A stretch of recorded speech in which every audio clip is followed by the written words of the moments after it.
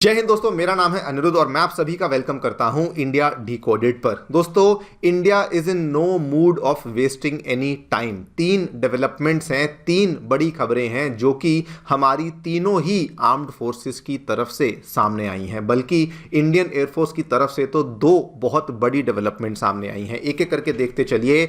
सबसे पहले दोस्तों, इंडियन एयरफोर्स के द्वारा ऐलान किया गया है असम में situated one of the most strategic air force station, जो हमारा तेजपुर का स्टेशन है, जो कि बाय द वे LAC से बहुत ही नज़दीक देखने को मिलता है, वहां पर अब हम लोग एक बहुत बड़ा अपग्रेड लेकर आने वाले हैं। ना केवल एयरफोर्स स्टेशन का एरिया बढ़ने वाला है, बल्कि वहां पर जो तैनात किए जाने वाले जो हथियार हैं, जो वहां पे वेपन्स हैं, उनके अंदर भी मेजर अपग्रेडेशन देखने को मिलने वाली है। क्या क्या होने वाला है, क्या क्या चीज़ें ऐड होने वाली हैं, आगे चल करके डिस्कस किया जाएगा। इतना ही नहीं, डिफेंस मिनिस्ट्री के द्वारा अब इजराइल के साथ एक मेजर डील के लिए स्पेशली हमारे एयरफोर्स के ऊपर फोकस करते हुए जो $8.7 बिलियन का अप्रूवल है वो यहाँ पे दे दिया गया है। इसमें भी क्या क्या कंपोनेंट्स हैं, क्या क्या चीज़ें इजराइल से हम लोग लेने वाले हैं, प्रोक्योर करने वाले हैं, वो सारी चीज़ें आपको बताऊंगा।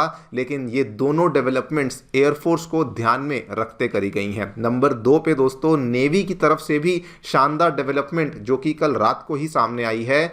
This time around Indian navy एक रिकॉर्ड स्थापित करने वाली है, बिकॉज एक सिंगल कैलेंडर ईयर में Indian navy is going to commission 14 नहीं, 15 नहीं, सीधा 19 वॉरशिप्स को एक ही साल में कमीशन किया जाएगा, which is going to be the largest force accretion in a single year. जी हाँ दोस्तों, यहाँ पर मैं लॉन्चिंग की या फिर नील लेइंग की या फिर प्रोक्योरमेंट की बात नहीं कर रहा हूँ। 19 लड़ाकू यहाँ पे वॉरशिप्स को डायरेक्टली हम लोग कमीशन करने वाले हैं इंडियन नेवी की फोर्स में, उसको ऐड किया जाएगा। एंड फाइनली हमारे इंडियन आर्मी के तरफ से भी बड़ी स्पेशल डेवलपमेंट सामने आई है। बहुत लंबे टाइम से हम लोग इसकी बातचीत कर रहे थे। रुद्रा ब्रिगेड्स को तो इन्होंने ऑफिशियली लॉन्च कर ही दिया था।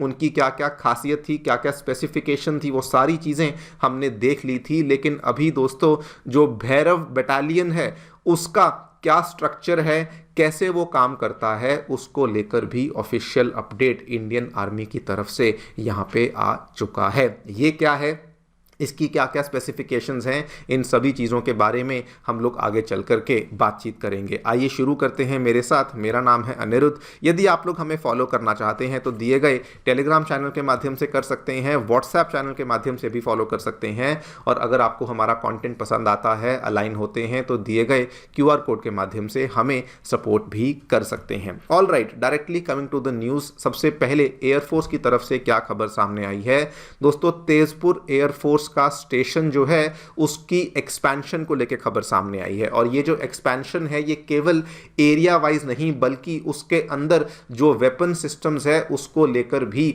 अब यहां पर अप्रूवल मिल चुका है। इंडियन गवर्नमेंट ने फॉर्मली नोटिफाई कर दिया है 382 एकड़ की जो जगह है असम में, उसको एक्वायर किया जाएगा in order to upgrade the Tezpur air force station, जो कि बाय द वे LAC के बहुत ही नज़दीक देखने को मिलता है। लोकेशन अभी आपको दिखाऊंगा।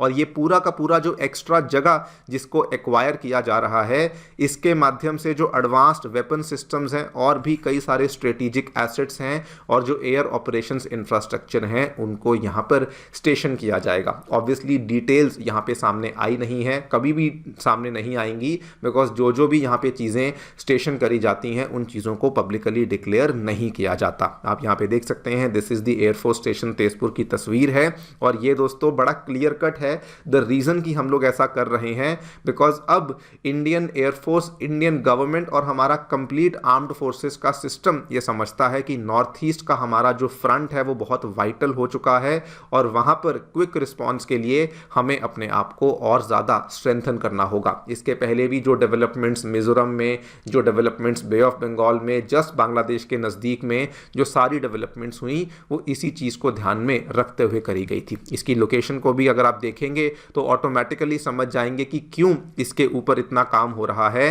एज द क्रो फ्लाइज अगर आप इसका डिस्टेंस LAC से देखेंगे, this is less than 320 kilometre. Similarly as the crow flies अगर आप इसका डिस्टेंस बांग्लादेश से देखेंगे, वो भी आपको 325 किलोमीटर के आसपास ही देखने को मिलता है। मतलब मोटा मोटा ये LAC और बांग्लादेश के बीचों बीच आपको ये वाला स्टेशन देखने को मिलता है, और इसी की अपग्रेडेशन अब यहाँ पर करी जा रही है। नंबर 2, एयरफोर्स के पॉइंट ऑफ व्यू से एक इंडो इजरायली डिफेंस प्रोक्योरमेंट को भी मंजूरी मिल चुकी है, और ये कोई छोटी मोटी डील नहीं है। दिस इज $8.7 बिलियन की डील, इंडियन रुपीज में कन्वर्ट किया जाए 78,300 करोड़ के आसपास की डील है। इसमें कई सारी चीज़ों को हम लोग प्रोक्योर करने वाले हैं। स्पाइस 1000 किट्स, ये क्या चीज़ है दोस्तों? स्पाइस 1000 किट्स बेसिकली आप यहाँ पे देख सकते हैं, this is the photo of spice 1000।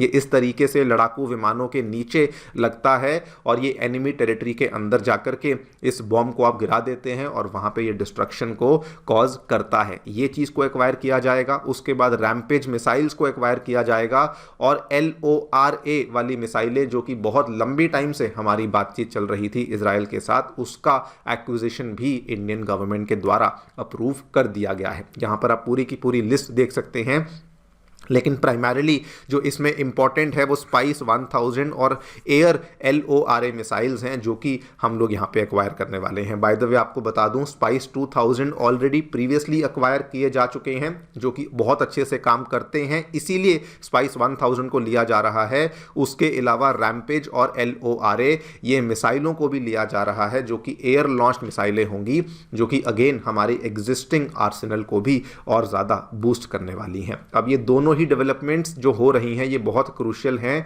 Specially Tezpur वाली डेवलपमेंट बहुत क्रूशियल है, बिकॉज अगर आप देखें पिछले कुछ टाइम से चाइना के जो एयर डिफेंसेस हैं वो इंडिया के नॉर्दर्न बॉर्डर्स के पास बहुत बढ़ रहे हैं। अगर आप देखें, बांग्लादेश ने रिसेंटली यूरो फाइटर्स को प्रोक्योर करने की बात करी है, जो कि हमारे सिलीगुड़ी कॉरिडोर के नज़दीक में वो लोग डिप्लॉय करेंगे। एंड आज तो बल्कि ये भी खबर सामने आई कि बांग्लादेश जो है वो पाकिस्तान के साथ JF-17 फाइटर जेट्स को भी प्रोक्योर करने की बातचीत कर रहा है। हालांकि ये बहुत ही बेकार फैसला होगा, because it is a well known fact कि JF-17 एक अच्छा जेट नहीं है, लेकिन खैर बांग्लादेश यहाँ पर कुछ भी कर सकता है। और दोस्तों, रिसेंटली बांग्लादेश जो लाल मोनेरहाट में जो भी डेवलपमेंट्स कर रहा है, उसके हिसाब से देखा जाए तो इंडिया जो यहाँ पे तेजपुर में कर रहा है, it is a much needed development. उसके बाद जो नेवी की तरफ से डेवलपमेंट सामने आई है, ये भी बड़ी स्पेशल है। इसके पहले दोस्तों नेवी का जो रिकॉर्ड था, एक सिंगल ईयर में कितना उन्होंने वॉरशिप्स को कमीशन किया है, दैट नंबर वाज 1414, बट अब वो नंबर सीधा 19 पे पहुंच चुका है, बिकॉज 2026 में 19 वॉरशिप्स को इंडक्ट किया जाएगा। This is the largest ever annual fleet acquisition जो कि नेवी अपने इतिहास में करने वाली है। और इसमें ऐसा नहीं कि केवल फ्रिगेट्स को ही हम लोग ऐड ऑन करने वाले हैं, मतलब इसके साथ में डिस्ट्रॉयर्स हुए, कॉर्वेट्स हुए, पेट्रोल वेसल्स हुई, इन सभी को हम लोग एक्वायर करने वाले हैं। And we have to praise the fact कि ना केवल नेवी बल्कि इसके साथ में जो हमारे शिपयार्ड्स हैं जो कि इस एरिया में काम करते हैं, ये इस चीज़ का यहाँ पे प्रमाण है कि शिपयार्ड्स बहुत तेज़ी से काम कर रहे हैं। अगर आप देखें, इसके पहले जो शिपयार्ड्स पूरा यहाँ पे टाइम लेते थे, वो कुल मिला के अप्रॉक्सीमेटली 8 to 9 ईयर्स का टाइम यहाँ पे लगता था किसी एक भी वेसल को रेडी करने के लिए। लेकिन वहाँ पर जो कंस्ट्रक्शन टाइमलाइंस हैं वो बहुत ज़्यादा सिग्निफिकेंटली श्रिंक हो चुकी हैं, और आज की डेट में 6-6 सालों में ही आपका वेसल तैयार हो रहा है। और जो नेवी यहाँ पे कर रहा है, अगर वो 19 वॉरशिप्स को लेकर आने वाले हैं तो हिसाब लगा लीजिए हर 1.5 महीने में कम से कम एक वॉरशिप को हम लोग कमीशन करने वाले हैं। This is all thanks to the major shipyards of India. Cochin shipyard हुआ, गोवा शिपयार्ड हुआ, मैज़गांव डॉक शिप बिल्डर्स हुए, गार्डन रीच शिप बिल्डर्स हुए, ये बहुत ही तेजी से दोस्तों काम कर रहे हैं। Finally last but not the least, Indian army ने भी अब एक चीज़ को अनवेल किया है, दैट इज़ दी भैरवा। यहाँ पर जो हमारा बटालियन है, हमने कुछ महीने पहले बात करी थी कि रुद्रा ब्रिगेड्स को अनवेल किया गया है, लेकिन आज भैरवा बटालियन को लेके भी डेवलपमेंट सामने आई है। ये क्या चीज़ है, कैसे स्ट्रक्चर्ड है, ध्यान से देखिएगा। बेसिकली ये छोटे छोटे बटालियन बटालियंस बनाए गए हैं जो कि स्टैंडर्ड इन्फेंट्री बटालियन से छोटे होने वाले हैं, लेकिन उनसे ज़्यादा मोबाइल और ज़्यादा वर्सेटाइल होने वाले हैं। अप्रॉक्सीमेटली 200 के आसपास सोल्जर्स इस एक ही बटालियन के अंदर होंगे। यहाँ से आपको काफ़ी अच्छे तरीके से समझ आएगा भैरवा बटालियन जो है वो एक तरीके से कैपेबिलिटी गैप को फिल करने के लिए लाया गया है। इसका मतलब क्या है कि जैसे एक तरफ हमारे घातक प्लेटून थे इंडियन आर्मी के और एक तरफ हमारे पैरा स्पेशल फोर्सेस थे।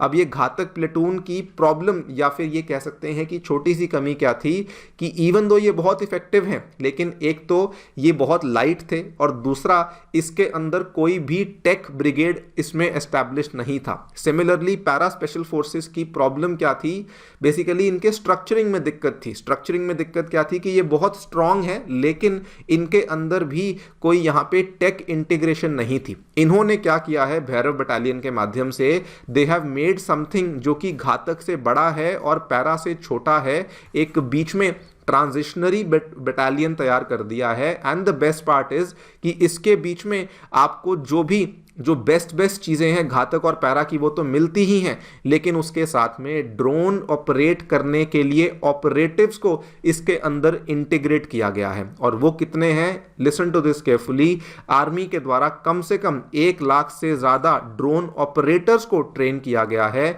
For the ISR, intelligence surveillance और रिकनेसेंस सपोर्ट। मतलब कि कल को अगर सामने से कोई ड्रोन आता है उसको हमें डिस्ट्रॉय करना है, हमें कोई ड्रोन को लॉन्च करना है, किसी को इंटरसेप्ट करना है, उन चीज़ों के लिए 1 लाख ड्रोन ऑपरेटर्स को ट्रेन किया गया है, जो कि ना जाने आगे चल करके कितने ड्रोन्स को ऑपरेट और इंटरसेप्ट करने की क्षमता रख पाएंगे। This is the beauty of the Bhairava battalion, जो कि अब फाइनली हमारी आर्मी के द्वारा इनको लॉन्च किया गया है। इनकी कई सारी वीडियोस हैं, आप जाकर के सोशल मीडिया पे देख सकते हैं, बट इनको यहाँ पे डेलिबरेटली आर्मी के द्वारा शोकेस किया गया है। आपको बता दूं 15 बटालियंस ऑलरेडी रेज हो चुकी हैं, सेंसिटिव बॉर्डर एरियाज में डिप्लॉय भी हो चुकी हैं। स्पेशली पंजाब, राजस्थान, जम्मू कश्मीर के इलाकों में इनको ऑलरेडी यहाँ पे डिप्लॉयमेंट इनकी कर दी गई है। इससे इंडियन आर्मी ये भी बताती है कि अब ट्रेडिशनल इन्फेंट्री से मूव करते हुए हम लोग हाइब्रिड रोल्स की तरफ जा रहे हैं, बिकॉज जो थ्रेट्स हैं वो भी मल्टीफेरियस हो चुके हैं और इसके साथ में हमारा जो फोकस है वो भी मल्टीफेरियस होगा कि हमारे बटालियन के अंदर अब केवल एक तरह के लोग नहीं, हर तरह के लोग आपको सिंगल बटालियन में ही देखने को मिलने वाले हैं। These are all the developments जो कि इंडियन आर्मी, इंडियन नेवी और इंडियन एयरफोर्स के द्वारा रिसेंटली करे गए हैं और ये सारी की सारी चीज़ें इसी नए साल की शुरुआत में करी गई हैं। देखते हैं आगे चलकर क्या होता है। आपकी जो भी राय है मुझे डेफिनेटली बताएं कमेंट सेक्शन में। Thank you so much for listening. Stay tuned and stay safe.